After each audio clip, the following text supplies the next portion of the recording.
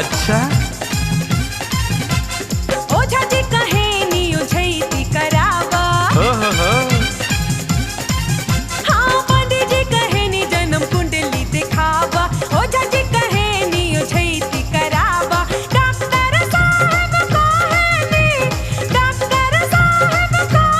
नी मेनिंजाइटिस धइले बा। ए भौजी एकरा कुछौ नहीं खे भइल। तब पियराइल काहे बाड़न? भौजी हो काथी कहीं। बोला बोला। भौजी हो काथी कहीं एकरा लब लाइट से धइले बा।